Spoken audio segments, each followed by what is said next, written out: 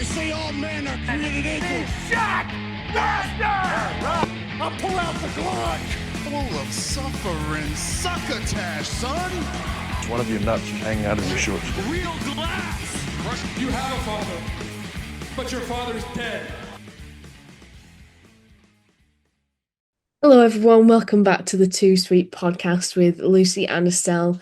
And Happy New Year, everyone. It's January 1st at the time of recording. And so we're here to review AEW's Dynamite special New Year's Smash. And make sure you go back and listen to Estelle's World End review that she did by herself. And I'm sorry that I wasn't there for that. And I'm kind of gutted to have missed it because, wow, that was a really good show. Quite busy over the festive period, so I sort of watched it in bits and pieces, but it made me so happy. I just thought every single match was so high quality. I just really enjoyed it. So, and Estelle, I haven't had a chance to listen back to your review, so I'm kind of coming in here on like a blank slate. Did you enjoy it? Yeah, I mean, I gave it a 9.5, Oh, it's high. so It's up there. it was very high. It was very high. Yeah, I enjoyed it a lot. I enjoyed the first two matches Yeah. and the semi-finals of Continental Classic, and obviously like having Mox win it was great. I think I said in my review that Mox through World's End became my Wrestler of the Year and had the Oh my awards God, yeah. have been then. Like I probably would have voted him Wrestler of the Year just because of the whole arc he's taken and how genius it is with hindsight. I really enjoyed the main event and I enjoyed MJF winning. I thought it was a great decision. And yeah, I feel like it aligns with my booking plans. So I was like, yeah, I'm into that. The women's match was pretty good, Start versus Hater, despite, not being that, even the stuff I wasn't amped up for, I still thoroughly enjoyed it. I enjoyed the tornado tag. I'm trying to remember what else was on the show, but I can't really off the top of my head. But yeah, overall it was very, very good. Yeah, 100% agreed with everything you said. I thought that the opening two matches were outstanding. I remember thinking, and I think I tweeted this, like, just a masterclass in storytelling. Those two matches, it was chef's kiss. The opening was perfect. Just the way they were setting the scene, like two completely different matches, but with the same like stakes. And the storytelling was perfect. You could tune into that. Maybe having never watched AEW in your life and just get it instantly. And I felt like that throughout. I thought there was a couple of matches that I didn't enjoy as much. The Darby Allin match I didn't think was particularly Oh good. yeah, I had critiques for that. Mhm. But Yeah. like I was saying, I think 'cause it was that the women's match, um, the women's world title match that is, and then FTR versus the Bang Bang Gang in Mm. the street fight, where I was like, I didn't love this, but I still got into it and I still Mm. enjoyed it, which was why it didn't drag the show down for me and why it landed on a 9.5. But Yeah. yeah, the Darby Gabe Kid thing just felt like it's two steps backwards, and then we come to this show last night and he's saying he needs to go through Wheeler Yuta again. I'm like, Yeah. fuck me, when are we leaving the Death Riders? I know. Like It's that like is he's ridiculous. That is ridiculous. it's like he's got dementia or something. He's just like going in circles of the Death Riders. Like I just have to get rid of the last Death Rider. Um, so yeah, I think I think very valid criticism there, but I'd say like that's the only one that stands out in my mind as one that I didn't hate it, but I just didn't particularly enjoy it. I absolutely loved the mixed tag match or mixed nuts. Why the fuck are we calling it mixed nuts? By the way, that's so weird. But regardless, so fun. Loved that. Loved the fact that we sort of rehashed that tonight as well. Yeah, top to bottom, so much fun. So much fun. It made me very, very happy. Um, but we're not here to review World's End. Again, we're here to review like the fallout from that and sort of see how AEW is launching into the new year. I've seen a few people calling this like a either oh well, to be fair, I'm thinking in my head because today is New Year's Day, but actually it was like New Year's Eve. So when this was aired, so it's sort of Mm. like I've seen some people comparing it to like a season finale. You know, like how do we cap off 2025 and go into the new year? So yeah, excited to go through the show. Um, and also I will say if you haven't, do go back and listen to our 2025 wrap up video that we did. We had so much fun with that. And if you listen all the way to the end, you'll get to hear the fan fiction that Estelle wrote when she was a kid. So it's worth it just for that alone. But anyway, should we talk about Dynamite? Yeah, yeah, let's get into it. So we started with the World's End flashback, sort of looking at the highlights of that, and then obviously the main event concluded with MJF winning the title, which then followed into MJF arriving at the arena with his new hair. Not Yeah, sure what how I is feel with that about it. The hair? fur coat. Yeah, it's like CM Punk when he came back and he had Yeah. like that with like the grey like sideburns. But I know that he had a receding hairline, but I preferred it before. It's just quite jarring. It looks too thick. It's so weird. It looks too like what's the word, like uncanny valley. It's like too perfect. Yeah. Yeah, exactly. Yeah. But yeah, he had his fur coat on. I thought he like when he had the title on, he looked like he should have the title. Oh Like he yeah. just It oh looked like the that's where it part. belongs. He looked great. Mm-hmm. He looked great. 100%. Um yeah, and then that lent into his promo, his opening promo, which I appreciate because sometimes AEW has a tendency to not do that. Like someone will win a title, and especially when it's Mm. the world fucking title, and then you don't see him for 2 weeks. Yeah. It's like what the hell? Like they give him like a week off. It's like no, like we need to carry on the momentum. So I'm really glad that Mm. that they did that because it's not a given with AEW booking. But yeah, I thought this promo segment was absolutely stellar. So he started off by saying everyone might have their little big three monikers, but I'm world champion. He revealed the new belt, or I don't know if it's the new belt, like his like modification of the belt, Yeah, I his think so. custom belt. Yeah, Yeah, it I looks think that's great though. it's like brown, isn't it? Like the strap is more brown. Other than that, it's pretty much the same. Yeah, but it's not too much. That's why, like, I think it looks better than the old one. Like, they could just keep that one. To be fair, Mm. like, I really like it. I like the coloring of it. It looks more expensive. Like designer. I guess that's what he was going for. Yeah. Well, if it was going to be an Jeff belt though, surely they should have done the. Like Burberry. It's not. Yeah, the Burberry print. Like, Mm. surely it should have been a That Burberry would, strap. yeah, I know. I did think that, but then that would just look tacky as hell, wouldn't it? He's not slowing down. People need to get on his level, which I think is a really meta point because I do think people have criticised MJF since he had the title, didn't he? And then towards the end of his title run, because of the devil storyline, the devil booking, people really got on him. And then Yeah. since he came back, it's felt like they haven't pushed him to the top, even though his talent requires the top. And then people are like, oh, his act stale, his act stale. But I think it's a case of like he's meant to be in the top. He's meant to be fighting in the main event scene all the time. But it's difficult because like you can't have that because overexposure, and you can't have that because you need to have Mm, fresh storylines. So you need to like he needed time away to recuperate. But then it's been awkward because he's kind of been on the periphery, and it's almost like he has been having to hold himself back, mm, um, and like not. I don't know. I can like totally see that. Like he's sort of had to edit himself. The booking sort of had to be edited and whatnot. And mm. yeah, it's like people should just rise up to it. Like the best person should be booked to the top. Yeah. Um, and if that means they hold the title for a year or not, like that's kind of how it should work. I know there's nuance to that because there's a lot of other things that have been going on in the world title scene and things like that. I'm not saying Mm. I don't know how to word it, but he is great and he He is one doesn't of the bel best. he doesn't He doesn't belong belong in the anywhere. shadows. Yes, exactly. Like he doesn't belong anywhere other than the main event scene or in a serious big books feuds. Like he does not he that's where he belongs. Yeah, like the Hurt Syndicate stuff obviously was the things that we were doing before. It was very, very entertaining, very, very funny. But you could tell that that's just stalling.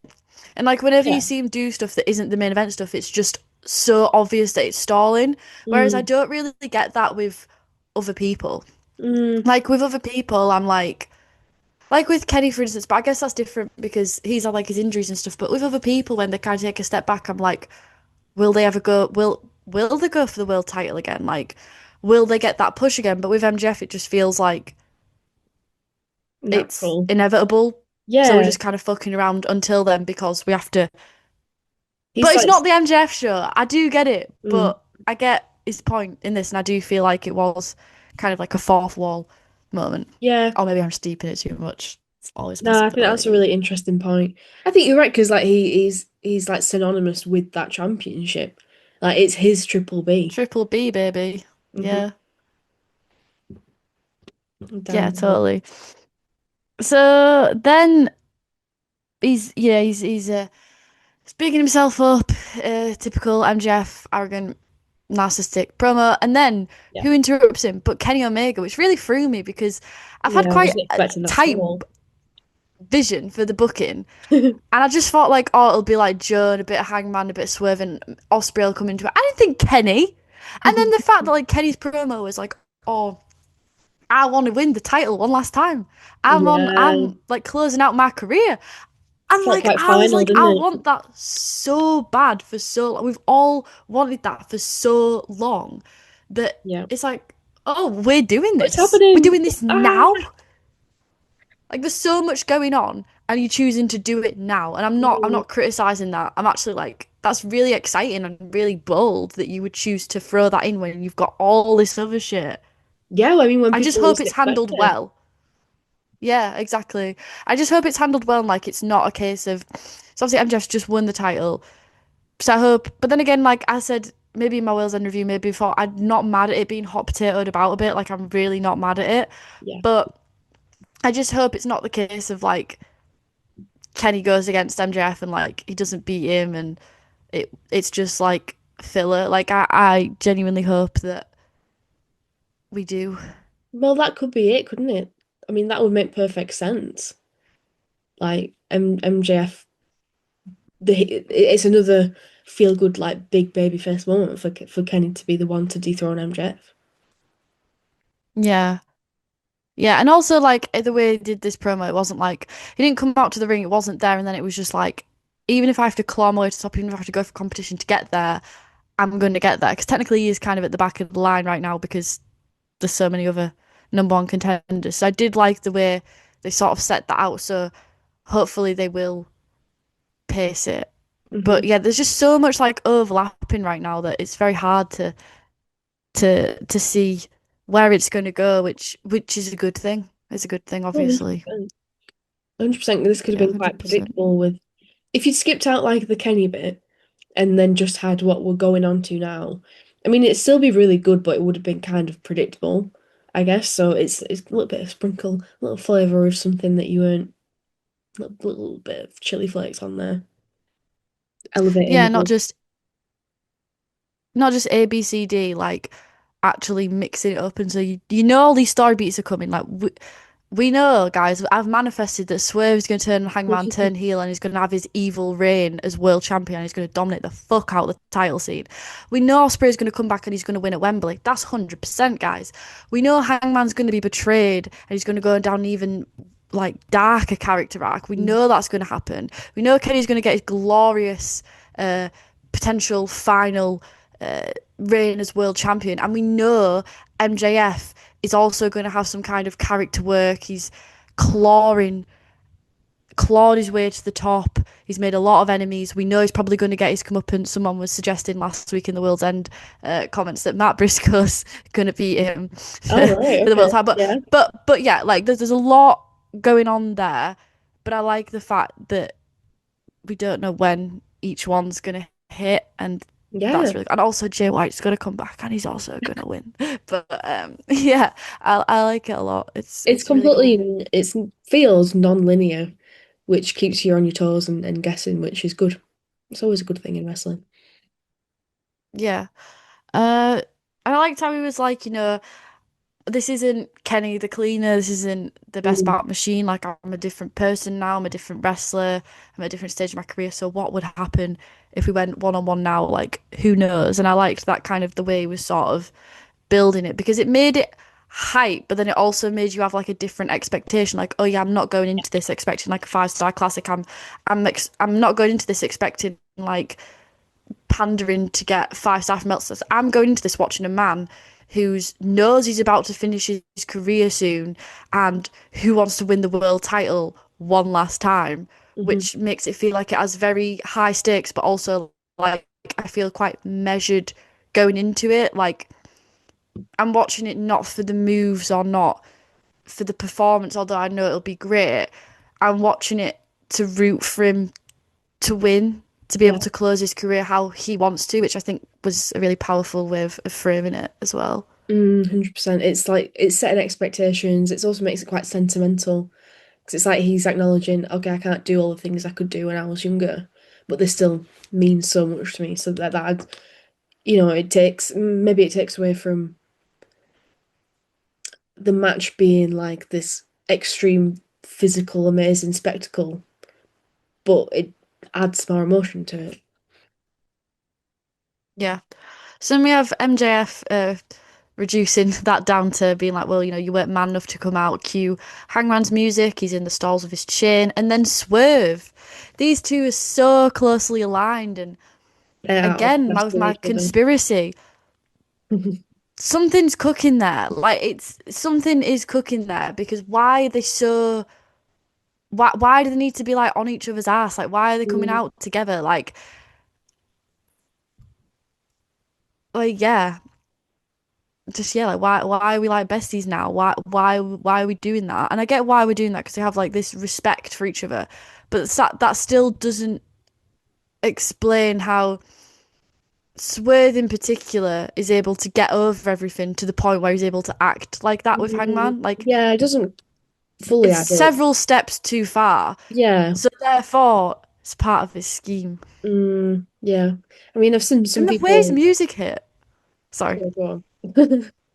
No, just like the way like Hangman's there, like kind of like his bitch, like his sidekick in the stalls, and then Swerve comes out and like his music hits, and it's so dark and ominous. Yeah. Oh, it's just really getting to me. I swear to God, if I Uh, get baited with it, though, I mean, I've seen a lot 'cause of I'm, people suggesting that like they're going to be tag champs and things like oh this. yeah, I hope so. I want the long arc. I want Yeah. pain. I want misery. The And if we've slow got all this other burn shit, misery.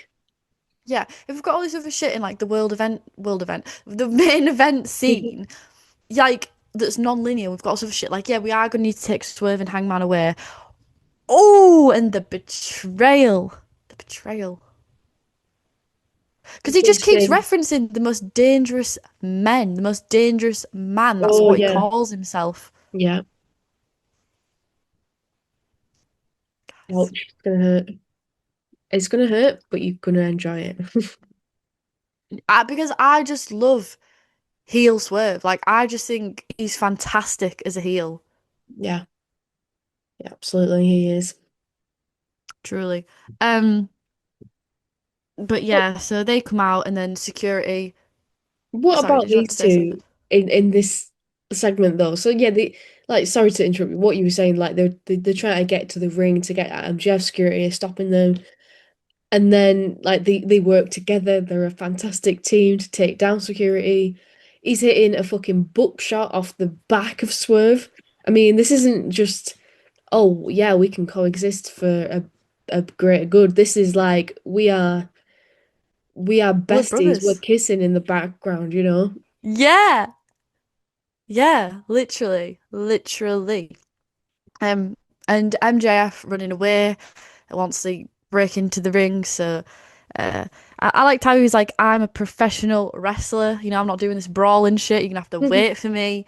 Um, yeah, and that sort of that. But I just thought that. Oh no, sorry. Then then we had the ops with Joe on the screen. He's like, you are number one contender.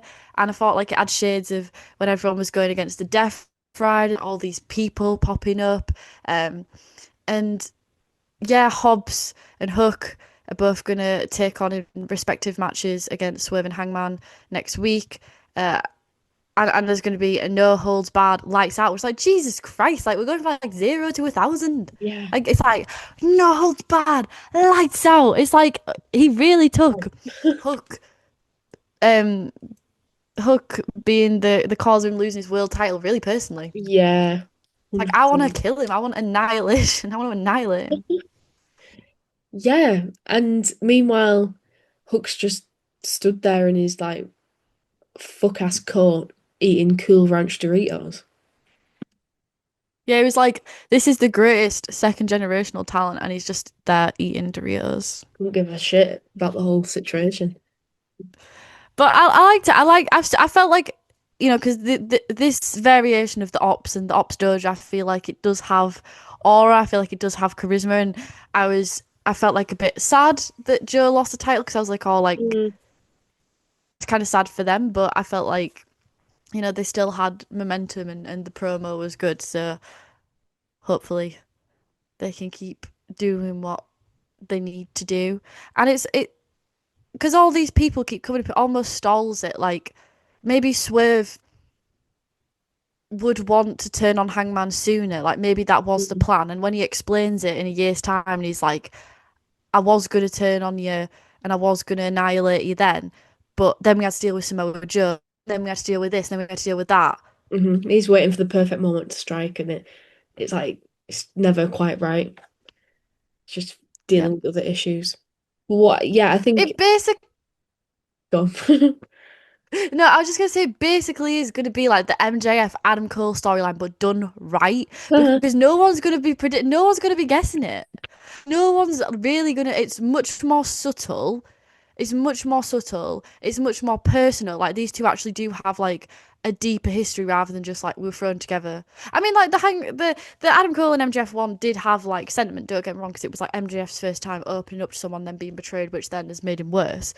But like I just feel like everything about this is like hopefully taking what happened there, what went wrong, and then doing it right. Like the beats just feel a lot more better because they've done this storyline before, it feels like, but this is the better rendition, Yeah, yeah, you're if absolutely it even right. exists, because I am just projecting that We this could will be happen. we could be incredibly delusional right now, but I don't think you are. I think I think this all makes complete sense. I mean, there's obviously got to be some sort of power struggle, hasn't there, between Hangman and Swerve because at the moment they're fighting for like a common sort of goal, but in the end they both want the title. It's a singles title.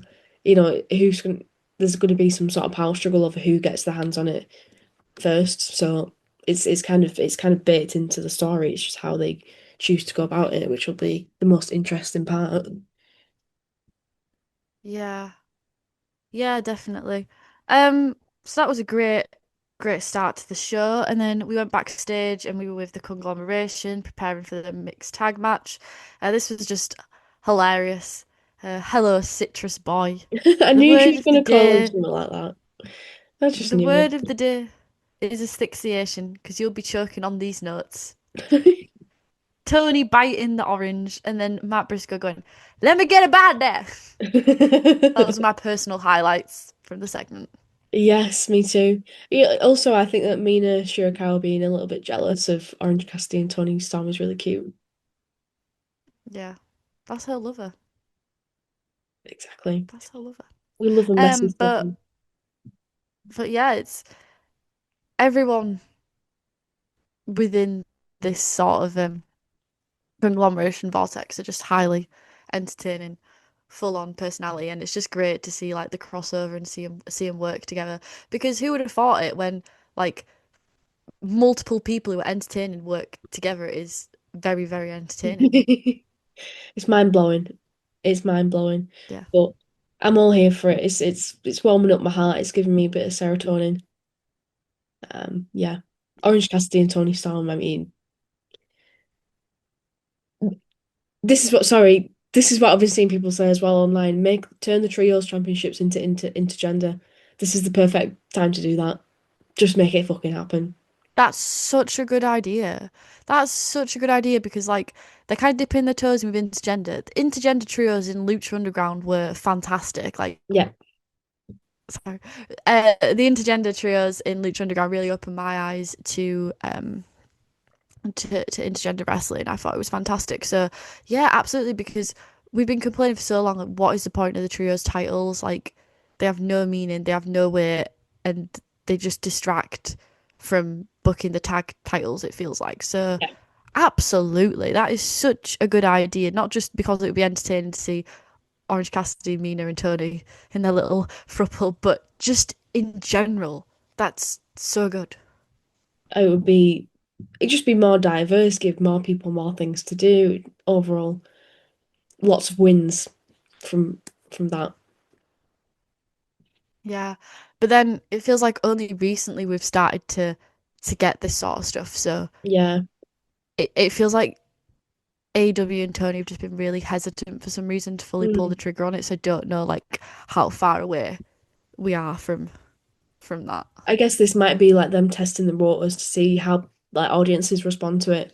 And it was incredibly positive, wasn't it, to everything that Orange Cassidy and Tony Storm were doing. I think it's like gone viral online as well. So that's like a big indicator to AEW, okay, we need to capitalize on this. Well, yeah, because they booked this tornado tag match straight after World's End because like there'd been a lot of positivity for it then, and then it was like, oh, okay, we're getting it again. Mm. So, they are listening. They know it works or has worked, so Hmm. they're continuing to push for it, which is good. Yeah. I mean, it's interesting, isn't it, that this Yeah. was like, I mean, we're pretty much repeating. This match, as much as I loved it, was pretty much exactly the same as World's End. It felt like a lot of the repeated stuff. If if I can be a little bit critical of it, it would have been nice something a bit different. And not to skip ahead, but the Death Riders got the win, so then it's just like it just feels a little bit like 50-50 booking, like, oh, they've got 1-1. So it's like, oh, so what was the what was the point then? But I don't know. I don't know if that's being overly sort of nitpicky really, because I absolutely loved it. So what's the point in being critical if I enjoyed it? But when you think about it that way, I don't know. Yeah, I think it is a think less, feel more kind of situation Yeah, where right. it's just like a lot of fun. People had a lot of fun at World's End. Not everyone might have paid for the pay-per-view, so not everyone might have seen it. It's another Yeah, chance to put it up for fair enough. them, Yeah, see good them point. on social media, see if it goes viral again, um, and then kind of make a move because it could have just been like lightning in a bottle, like, oh, it just worked this one time, Yeah, you know. So I guess from a trial and error point of view, but also just from like a fun point of view, like it was just lots of fun. So yeah, I can't I can't complain really. yeah. That's a really good point actually, but I didn't even think about it that way. Like people might not have seen it on the pay-per-view, so put it on free TV, see if with a wider sort of audience, like what happens then. I think that's very true. Even though the wider audience is the pay-per-view because Well, AEW is backwards. Um, yeah. Um, so this was Orange Cassidy, Roderick Strong with Tony Storm against Marina Shafir, Claudio Castagnoli, and Daniel Garcia. It was chaos. We had loads of 10 count corner punch spots to start with. We had the rally of the forearms to Orange Cassidy, which was a repetitive spot, like you say, but highly entertaining. The Death Riders gaining the advantage going into picture in picture. We had more exchanges between Shafir and Roddy, which are highly entertaining. Cassidy and Tony Storm do a dance and take people out with forearms and elbow strikes as they do it. Then we had Yuta on Orange Cassidy, like sort of grabbing at him, which enabled Claudio Castagnoli to lock in the pop up uppercut for the win. So yeah, but then I also thought, see, I wrote, because yes, it is 50-50 booking, but my first thought was, oh, the booking Castagnoli is being really strong. Because commentary as mm, well after the match were like, and Claudio looking really locked in that win, like Claudio is such. And then because your conspiracy has been sitting in my head of the Death Riders turning on Moxley, and that's become more and more apparent, and how you believe Claudio will be the successor and he'll lead the Death Riders into their new era and be like the new patriarch of the group. I was thinking like, oh, they're really like positioning him as as deadly and as a threat and Mm. as the most formidable person in the team. So I Mm. guess maybe that's also why I didn't pick up on the 50-50-ness of it, like the fun and then also like, yeah. Yeah, 100%. It's it's just fascinating though because I don't know, it always feels like one step forward and like three steps back with this sort of Death Rider storyline. Is it ever going to go anywhere? Because obviously they were all there cheering, celebrating with Moxley when he won at World's End, and things seem pretty like better than they have been because Moxley's now successful again. But then people cheer Moxley, but they're not cheering the Deathlock Riders, so it does seem like a split thing coming. But you're absolutely right. Yeah, Claudio was very dominant in this. Yeah, I think with the Death Riders, it's a case of like the swerve conspiracy of like they were going to do it that night, but then he won.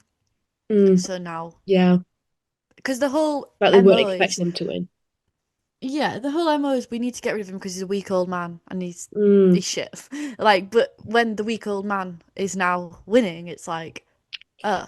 yeah. So now it's like another vendetta, which, like you say, it might come from the fact that Moxley's changed or Moxley is now pandering to like the hearts of the people, whereas that's not what the Death Riders are about. They're about pure wrestling and about bringing like dignity and respect to wrestling. Like maybe it's like, oh, actually, like you've changed. So they're probably like recalibrating. And later when they had Moxley's promo, like yeah, they were all chiming in, but that opening camera shot where they're all behind him and he's talking, like Mm, that's very intentional, I think. And mm.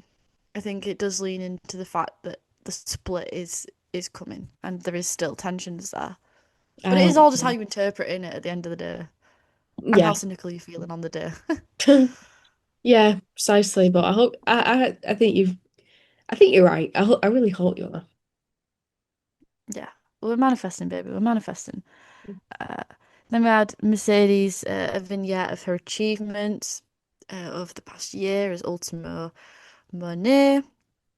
And then we had Bandito going against Beast Mortos, which I know I keep saying it many times, but imagine this a year ago, 2 years ago, and maybe over a year ago, to be fair. Like, I would have been like, what the fuck is this? But now I'm like, this is the greatest thing ever. I'm like, I love the Lucha division. Give me 20 of them. Like, I'm obsessed. You are a changed It's woman. so good. I I mean, am. this this match does scream like Estelle's worst nightmare turned into dream situation. Like just two unique luchadors, and they are completely unique and different. And it was like it was goofy in parts, and it was lucha libre at its best. But they're also like they don't have that small stature that you typically associate with like a luchador who's like doing flippy shit and flying all over the ring. You know, two big guys wearing masks going at it. It's just a lot of fun. Just yeah, enjoyed it. Yeah, highly, highly entertaining. We had like the bullfighting spot at the start. Then Bandito used the cape to dive to the outside. Very innovative. It was all good. It was stiff as hell. Yeah, It was hella impressive. And yeah, we got the 21 plex for the win. It just really, really worked. Um, yeah, and I think because as well, like the luchadors now have more integration.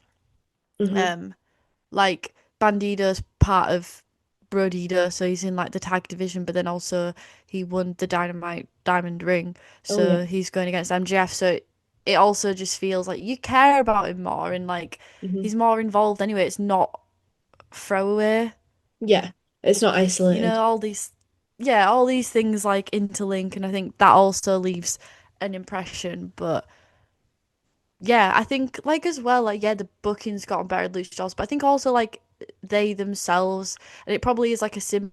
I think it is like a symbiotic relationship of them getting over with the crowd and Tony Khan believing in them, and then in turns like the fans believing in him.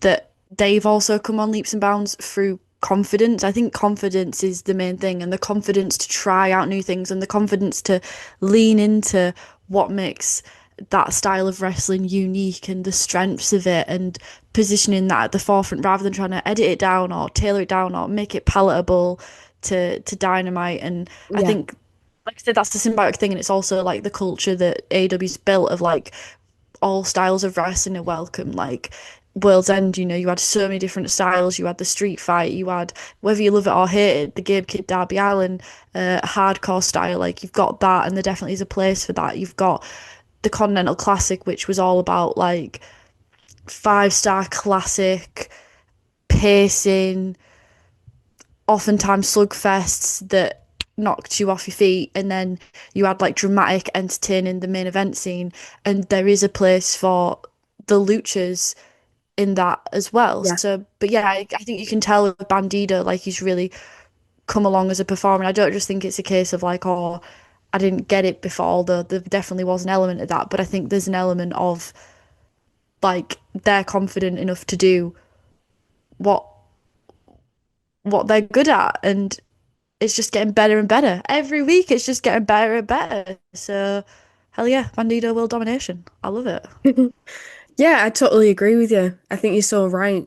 It's just like them being empowered to do what they do best, like have some freedom and to sort of yeah, like have the creative freedom to be this sentence is so stupid, but be creative in matches and to make it Yeah. work and explore a character and explore different things. Um, but yeah, and I think for me this match really worked because of I feel like Beast Mortals had actually a really good showing in this match, and it wasn't just a one-sided Mm. affair that it could have easily been. Um, I especially liked the finish where it was quite a realistic struggle on hitting the 21 plex because that is very much like a strength move, really, and Beast Mortis is obviously quite large, so it was a struggle to get him over for that. So it's sort of like a German suplex, isn't it? But still super impactful and like yeah, just felt quite realistic. And overall, I felt the dynamics of the match worked really well. Yeah. And it makes me like reflective on other things where I'm like, okay, I don't really trust Tony Khan with this, but then I guess sometimes there's an element of needing to hold out and wait for things, which I think as wrestling Yeah, fans, like we find really hard to do. Like we want instant gratification yeah. now, and it's like, oh, well, if this isn't working, just fucking cut it, kill it. What's the point? Um, that's not about the trios titles, though, Tony. You need to sort that one out, and that's not about making more belts, Tony. Those two Don't things, do you that. cannot trust anyone. Yeah, but I guess in other aspects, it does sort of make you think. And even like the subtle storyline going into this of Beast Mortis, like he's not respecting like luchadors, he's taking off, trying to take off masks and stuff. Like even that, like it's just a little bit of story going into it, and all these little things really make a difference. Yeah, yeah. You very. It's a good point. Yeah. Yeah. So then Bandito has been interviewed by Renee, and Bandito is going against MJF for the World Championship at Maximum Carnage. And I guess what Brody King was saying is like, oh, like if he does win it, which imagine, um, then like I'll be like the number one contender. I'll be there. Like my boy's giving me a shot. Mm. I Yeah, thought and that's what he was also, saying. everyone thinks that they deserve to be number one contender, but like Bandito is the only one who actually is. Like he's the only one who actually does have a guaranteed title shot. So it was good that we were reminded of that because I feel like that was quite easily forgettable considering he wasn't included in that first opening segment, which is a little bit of a Yeah. shame. It sort of makes this feel like a little bit of an afterthought, but I think it's valid. It's a valid point, isn't it? Like, well, I'm the only one who's actually earned this, so Yeah, I don't think I was sitting there thinking like, oh, Bandito's going to take it, but I'm really no. excited for the match. I love MJF and I love Bandito, and I think it's going to absolutely bang. So I can't wait to watch it. It's going to be great. Yeah, yeah, Hope me it gets good too. time. Because I think a it lot of will. these special events, I feel like these TV special events, the main event doesn't really get a lot of time. It gets all this hype, and we had that with Eddie Kingston and Joe. It got like loads of hype, promos like the week before, like we were all building up to it, and then we got a 10-minute match. So I just really hope that like we don't get that because I feel like that's something that they've kind of been doing lately, and I'm Mm, giving them a bit of a side eye towards because I'm like, really? mm. Yeah, that's actually a valid concern. I'd totally forgotten about that, but you're right. It's because like it's like they try and put as much juicy things they can into this like TV special that there's like no time left at the end for the main event. So hopefully with it Yeah, being exactly. MJF, it's like, he'll be pushing in the back, he'll be politicking for a half an hour classic. So Hell yeah, brother, that's what we want. Um, then we had Lee Johnson against Brody King. This was essentially a squash match, but it was very exciting because as Brody was making his entrance, Lee Johnson dove out, um, and then it turned into a squash and the cannonball for the pin. So yeah, I guess just establishing like Brody King is strong. Like, don't be forgetting about Brody King, yep. which I think is fine. I think it's a good thing because like Brodito lost the titles, obviously, and I felt that was very premature when that happened. I don't think we needed to put it on FTR in that moment, and especially since they've been doing fuck all with the titles and just fucking about, I give an even bigger side eye to that because I think, why the hell did you take that off him at that point in time? No need. But at least like Bandito's getting opportunities, and at least like Brody King is at least still like being presented at the forefront. Like, oh, and Brody King's really fucking awesome too. Yeah. So like when Bandito inevitably does fail going against MJF, it's like they recalibrate and they're still strong. They're not losing momentum. hmm So I at least appreciate that, and so I can appreciate the squash for that. Yeah, and I like how they can go off and do like solo missions and be independent and do things on their own while still being a unit. I think that the way that they've done that has worked really well. And this, yes, it was a squash match. Don't didn't necessarily really need to happen for us to know how strong Brody King is, but still worked to that end. And they did it in a way where Lee Johnson actually came across. Like he definitely put himself more over than most jobbers do. So, props to him and Brody King for that. Yeah, yeah, absolutely. Then we had Darby. Oh, for God's sake. Backstage, this was just yeah. So Darby, he went to hell with Gabe Kidd. And he was very on the defense in this promo. I thought it was like he'd Mm. listened to the Too Sweet podcast. I felt like, and he had some gripes. He had some gripes. He was like, "It gives me peace." Okay, cool. Back to Mount Everest because we got to drop that one in. Of Um, course. and then I've got to I've been on top defeat of the world. Pac. What? I've got to defeat Pac. So like at first, right, I could kind of forgive the Gabe Kidd thing because I was like, okay, like Gabe Kidd is kind of removed from the Death Riders in a way, like he's in New Japan. Maybe this is a way to transition Gabe Kidd into more AEW programming when his contract comes up in February. You know, maybe this is also how Darby Allin kind of transitions away from the Death Riders. I don't love it, but okay, like maybe it can be salvaged. No, no, no, no. Now we're gonna go for Pac, but to go through Pac, we have to go through Wheeler Yuta. Oh fuck it! Why don't we fight Claudio Castagnoli? Why don't we fight Moxley again as well? Why don't we run that back? Fuck me. Where does it end? I said in my review as well because you didn't listen to it. I said like that MVP line in his theme song. Your career is like a treadmill. You ain't going nowhere, and that's what it feels like with Darby Allin. His career is literally like a treadmill, and he's insane. He's mental. He's like backstage doing his Delusional. promo, like he's in, he's in La La Land. He's away with the fairies. He's like, yeah, and I'm at peace. This is peace, and I'm like, what are you on about? Like, Yeah, you're clearly not at peace if you're still going after the Death Riders when, yeah, this was supposedly done with. And then Wheeler Yuta, like this promo in itself, it's like, okay, fine. So like, okay, you're beating all Death Riders, there's only one left. You wanna finish what you started. Okay, don't really care, but fine. But then the whole thing was just debunked by Wheeler Yuta. It was like, what's that revisionist history, bitch? You've not defeated me. So come on, if you want to go at Pac, you got to get through me. And you're just like, oh my God, no. Like yeah, you and say, treadmill. I think when he was saying at peace, though, his point was he's at peace the way he lives his life. So the fact that he goes out and does stupid things and hurts himself, it brings him peace. Hmm.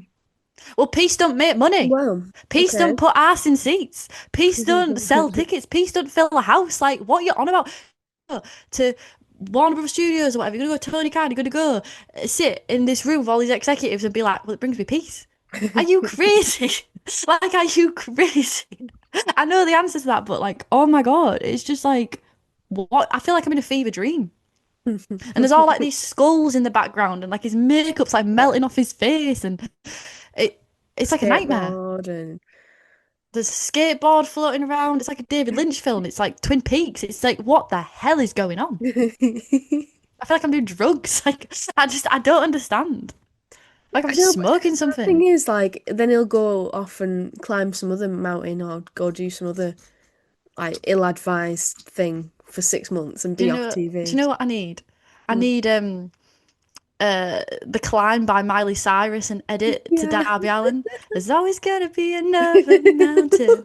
I'm always gonna wanna make it move. Always gonna be another battle. Sometimes I'm gonna have to lose. That's actually so deep. I actually think Darby I Allin feel should like change that'd his be entrance hilarious. music to that. Like, Yes, that's so yes. We can fitting. salvage him. I can fix him. I don't know. I think He's even for silly. me, I think that's a rough project. So after that, we had Josh Alexander against the new Continental Classic winner, Continental champion, uh, John, well, the unified champion, I guess, John Moxley. This match was very good. Mm. Very good. Yeah, it was, and on paper you're a bit like, oh, Josh Alexander really. Do I really want to see this match? But no, it was good. My favorite thing about, well, maybe not my favorite thing, maybe that's a bit strong, but one of my favorite things about Mhm. this was the fact that Moxley's been selling this leg injury literally for weeks. It's like, how often really do you see a wrestler doing that? Like, you work it for a match and that's it, or maybe you work it for a TV and then a pay-per-view. But he's literally been doing it for weeks, and I just love that about him. He's so committed to the bit.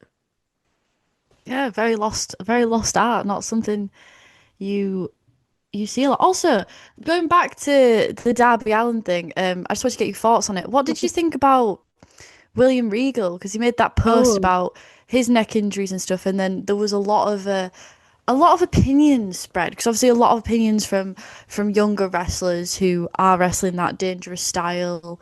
Um, Kind of discounting it. Some people like giving credit to what he has to say, Kenny Omega, and then a lot of fans kind of jumping at down William Regal. People like making it tribalistic, but I mm, just think it was interesting, especially like with Darby in particular. I think he's like a good example of that. And then with Kyle Fletcher, like being dropped on his head at World's End as well, like yeah, just a lot of food for thought there. I feel like. definitely. I was a bit confused by the whole like shit show of things that were happening because, as far as I could tell, and like you can correct me if I'm wrong in this, I feel like this whole discourse started because of that Kyle Fletcher spot where he landed on his head, which was obviously not on purpose. That was clearly, just something that's unfortunately happened, but also, he wasn't severely injured by it, which is fantastic. But, mistakes happen in wrestling, right? But, and I felt like, so on one hand, I felt like people were kind of jumping on this. A lot of people tribalistically being like, look how unsafe AEW is. Oh my God, this pay-per-view is so dangerous. All these wrestlers wrestling this stupid style just to get over. Oh my God, they don't understand storytelling, all this nonsense.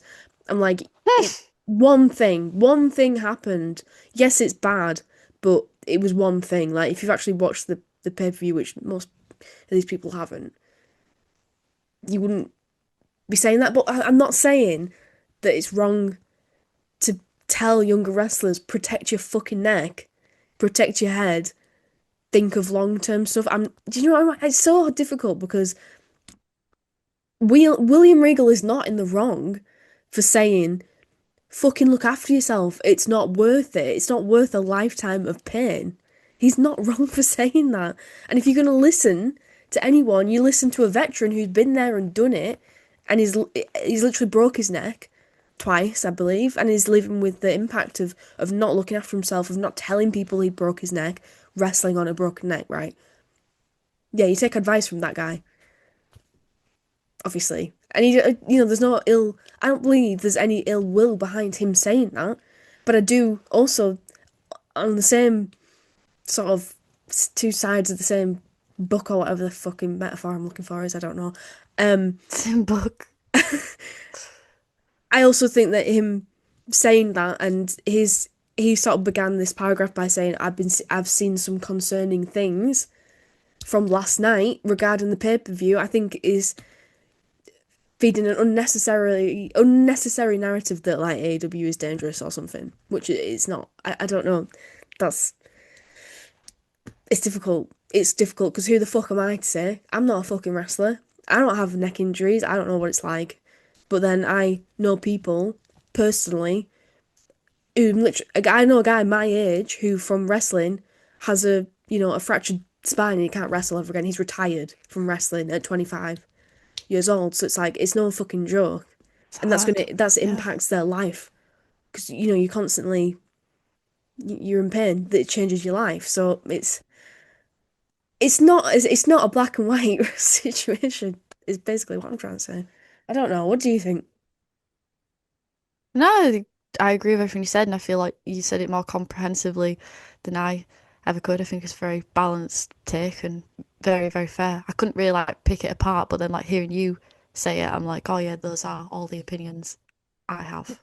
Because there is a lot of nuance to it. It is a very great area, and it's very easy to, I think when people say stuff, it's one of those topics where people say stuff and then people kind of have a knee-jerk reaction. Like people see Yeah. something to do with like a head spot or a neck spot or something that's going to like potentially cause CT, and because of like a lot of wrestling fans' knowledge of what that has done to people through like William Regal, Danielson, and like worst case scenario like Chris Benoit, and all that lives in people's minds. It's like knee-jerk reaction of like unsafe, terrible, like wrestling, like, and it's like you say, like what it is magnified un unfairly. So yeah, I think that's a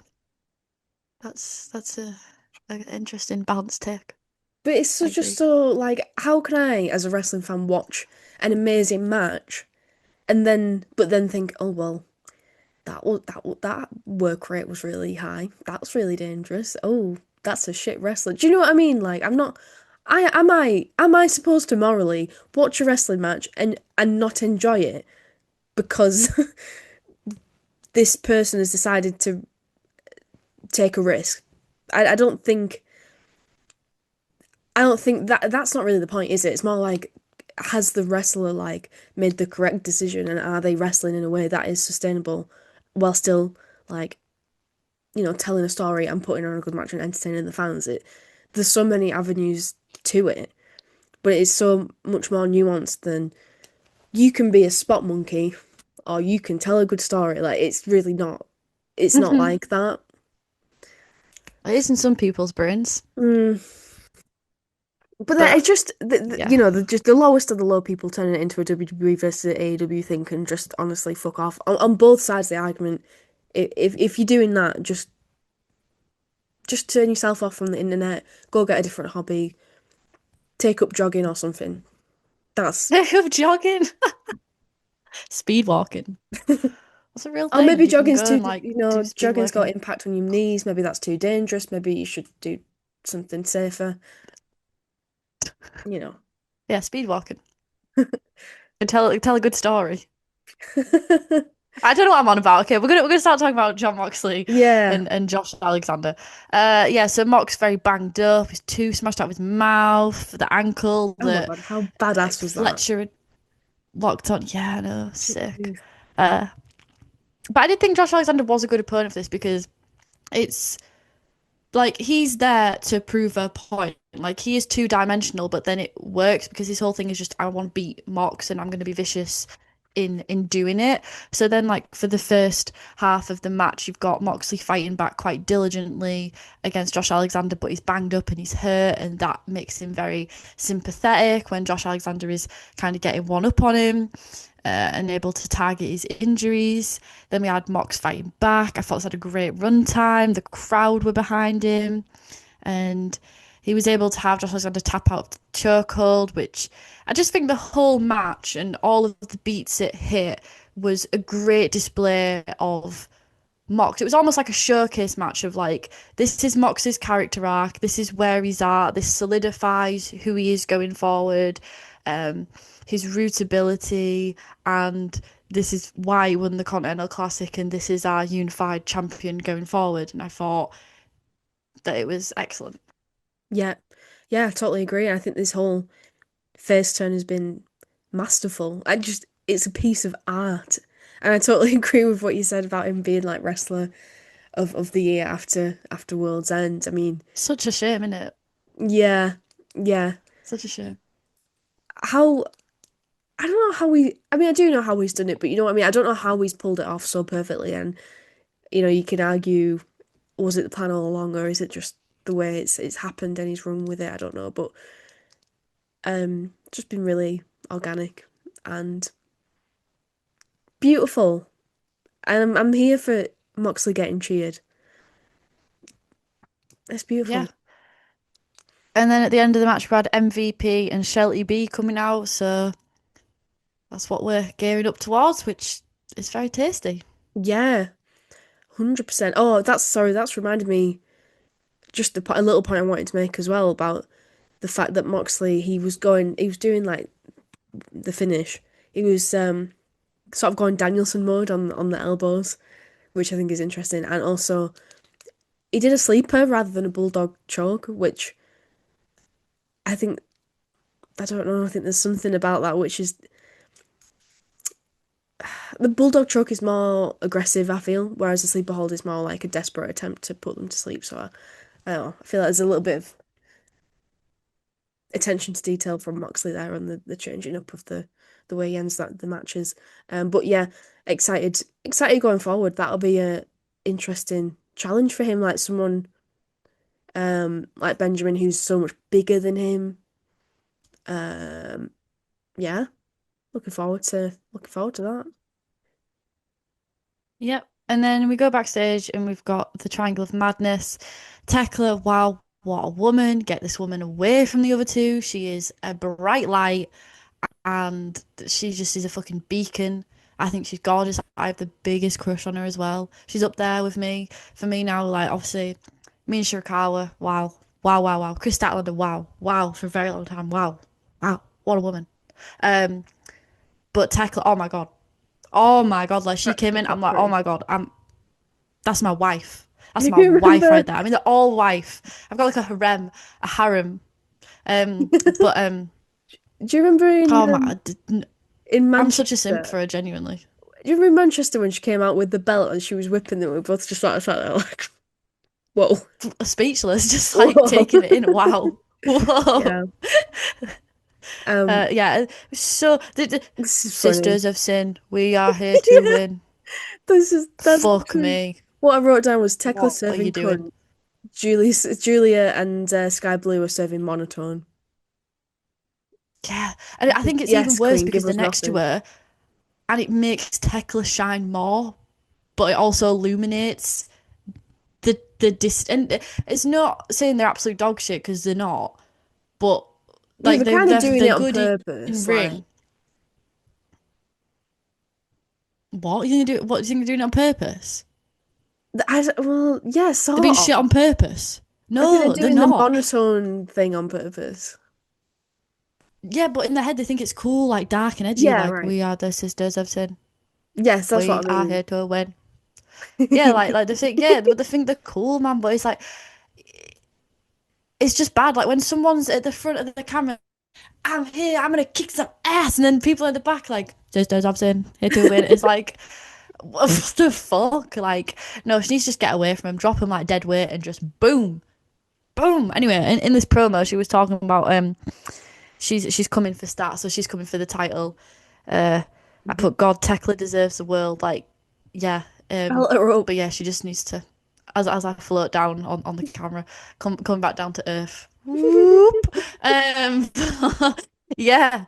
Tekla brain rot. Tekla. Wow, wow, wow. Yeah, she just needs to drop the dead Obsessed. weight, fly solo, Yeah. belt her the I'm fuck Ran up. Solo. I'm Ran Solo. What a tune. It's such a tune. I was listening to that Da, today in da, the car. I'm solo. I'm running solo. I feel that's like good divorced mum energy. I have a Best foot playlist and it's like, yeah, it's songs I would play after divorcing my baby daddy and I've just got responsibility of the kids. now, but me and my baby boy now, and then it's like an Instagram story, and then that song's playing. Yeah. I don't know. Right, anyway, we're I'll gonna leave move on it. from What the that as fuck are we well. on about? And we're gonna talk about Jack Perry Oh and God! Ricochet Wow, for the national title. Didn't really enjoy this match. What did you think of this match? I'm surprised that you said that. I mean, as a Jack Perry fan, like, Jack Perry fan. I Sorry. thought I didn't dislike it. It wasn't like my favorite match of the night, and it didn't set my world on fire. But I didn't think it was necessarily bad.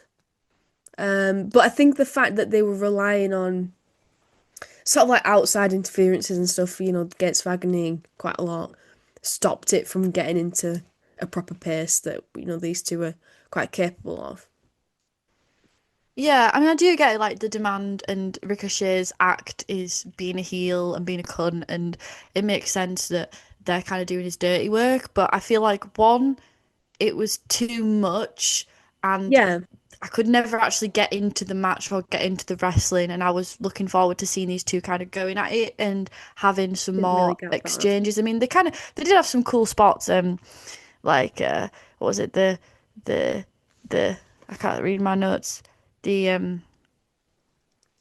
yeah, the diving DDT, and then that went into the Spirit Gun when Jack Perry was held by Bishop Khan, I believe.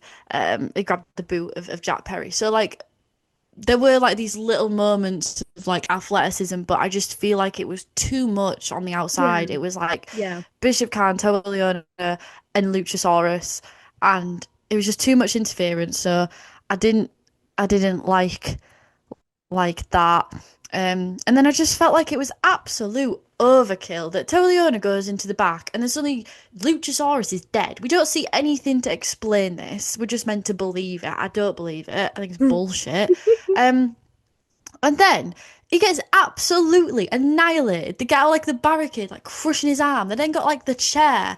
And I just think like what? Like so those are my two gripes. Well, I can't mm, get into this because there's too much fuckery going on, which I do get because that's part of Ricochet's act. But then you did the whole mhm. Luchasaurus thing and like he got annihilated.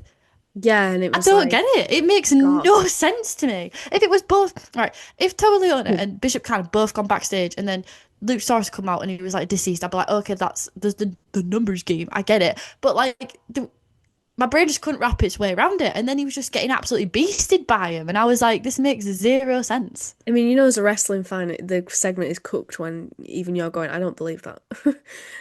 I'm not buying it. You can't extend your disbelief.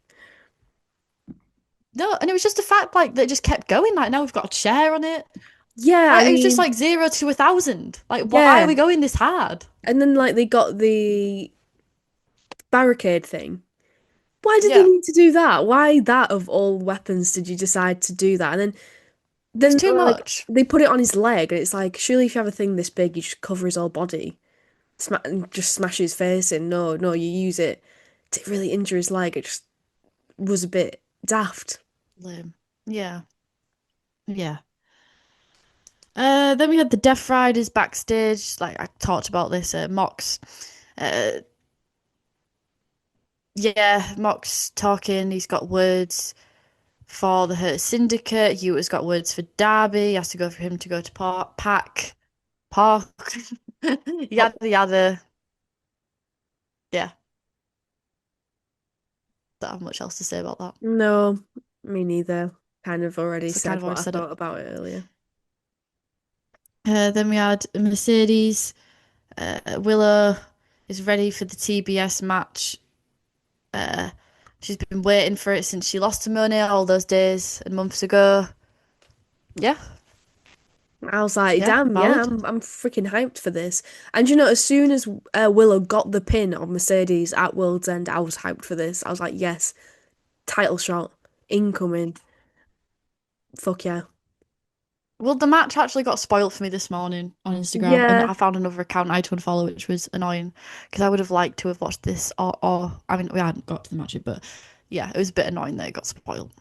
me too. I mean, everyone on my feed was buzzing about it. So I mean, you kind of expect it, but it was so nice to experience it organically, wouldn't it? But Yeah. that's the price we pay for being British, I guess. Then we have MJF with Renee Brodito interrupted, saying he should be preparing for the Dynamite Diamond Ring holder, which is Bandito, and their match at Maximum Carnage. Yep. Indeed. And then we get to the main event, which is the TBS title, Willow Nightingale versus Mercedes Moné. Um, yeah, I mean, obviously the win was great, and the fact that she got the title was really a really feel good moment and very unexpected. I feel like even though we know obviously they'd started that storyline of Mercedes is going to start losing belts, but to lose the TBS is like That's whoa, so soon after losing the tag, mhm. the tag, and then her loss, her losing other titles like losing the British titles to Alex Windsor and stuff. It's yeah, it's like oh okay, like we're doing this now. But the match itself, on top of like that feel good moment, like the actual technicalities of the match were very good as well. They wrestled a great match. Yeah, they did. The crowd was super hot throughout, like so loud on both sides of the fence, which was really helped. Like they really deserve that sort of reaction, and that also made it feel like, a main event worthy sort of match. Um, I loved how you could watch Mercedes going from cocky and confident down to desperate and angry. Oh my God, when she ripped off, I think it was in picture in picture actually, but when she ripped off her fake nail and like spat it out on the mat, that was so flipping badass. Yeah, and then I suppose like the major big spot was when Mercedes like suplexed Willow on the announce table, and like it didn't break or anything, so it was just all complete impact. And Willow did a great job of selling that, oh my God, is she going to get back inside the ring in time? And everyone in the arena was literally on their feet. And I don't feel like you don't see that often, do you? Like, yes, Not for TV. you cause a lot of tension for like a 10 count tease in a spot, but the fact that people were literally up on their feet and cheering that like it was a near fall was so awesome. I think it just spoke to like the effectiveness of the match and the way they worked, the characters and the storytelling throughout the match. Yeah, totally. There was a lot of brutality during the match, to be Yeah.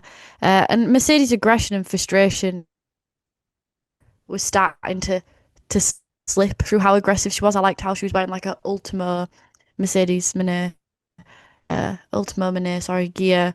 Um, I like that because it's kind of like clinging to that moniker and clinging to like, look, I am the greatest, I am the best, and that like gripping at the ego when everything's kind of falling apart. Mercedes launching Willow into the LED board, Willow dropping Monet on the edge of the ring apron, Mercedes delivering the suplexes to Willow on the outside, and then yeah, that lent into the spot that you talked about on the commentary desk. And then after that, we sort of had a scramble towards the end, a real struggle to lock in finishes. Uh, and which it wasn't like a case of like a slugfest and then Willow getting loads of like near falls and like two counts, and then when that kind of happens, I feel like it trains the fans to be like, oh, well, they could get the pin, they could get it, but because of this, I feel like it made it even more unexpected because you've got those scrambles, you've got those roll ups, and so you're thinking like, oh, Mercedes is just gonna take it, like you're not really expecting Willow to, but we had the great well Mercedes tried to lock in a jackknife, and that was then reversed into the Doctor Bomb for a very quick, just very quick, very rapid sequence, and yeah, got the free count, and Willow won. The conglomeration came out post match. They had a celebration. We also had Stark coming out to hug Willow, which I feel like as though like that to me just does like at the start and Willow thing. I'm just so lost. Like it does nothing for me. Like I feel like it's so confusing that I'm just like we didn't need that. Like it Mhm. just yeah, it's just confusing.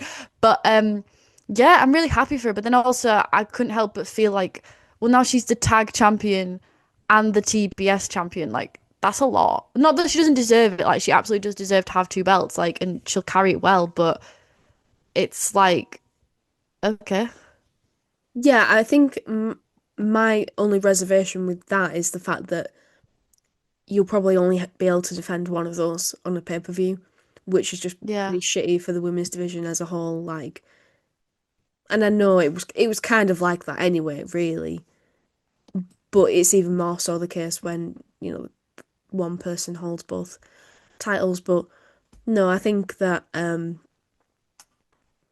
I'm not gonna lie, actually did tear up a little bit watching this. There was something about the emotion, the confetti, the pyro, everyone coming out to congratulate her. Like, Willow looked so happy and she got a huge pop.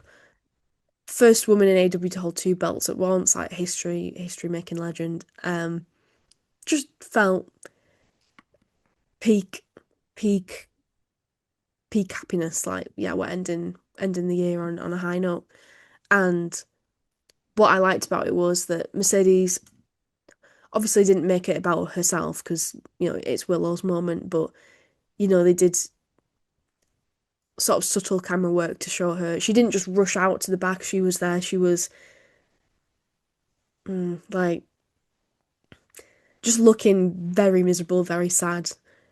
Not taking away any of the spotlight, but you still got that in the back of your mind, like, oh, okay, there's gonna be some serious fallout from this. Well, even towards the end of the match, I thought she sold it really well because like, her facial expression changed because like she was so aggressive throughout the match. Then towards the end, uh, she looked very emotional and very desperate, and it was almost like she kind of knew it was coming to an end before Yeah. it had. So yeah, it'll be interesting to see what the fallout is for Mercedes. It's just like, wow, we're doing this now. And I guess like it's like you said at the start, like this was very much an intention setting, resolution setting almost AEW of like this is what we're going to carry into 2026. So it's like okay, like we are doing the Mercedes storyline immediately. Like that is one Mm, of the first things on the list. So they wanted to really lock that down. It felt like I have reservations because I do think maybe it would have been wise to just at least let Willow and Harley kind of sit with the tag titles a bit longer mm, and just not even just establish them as tag champions, but to establish that belt and establish that yeah. division. And I just feel like you're spreading her a bit thin quite Yes. early. Yeah. But we'll see. We'll see. Yeah, I completely agree. And I think sometimes when you have someone holding like two belts at once, I'm not referring to like Mercedes and all of her multi different companies' belts, but in the same company, you know what I mean, like branded belts, you just sort of risk one of them becoming like an accessory to the other one, sort of, which a little bit Which risky, is but hard anyway. But when one of those belts is literally brand brand new. new. Yeah, exactly. Should we do another part? Because we've got like 36. Yeah. So, I mean, going through it, that was a really good show, to be fair.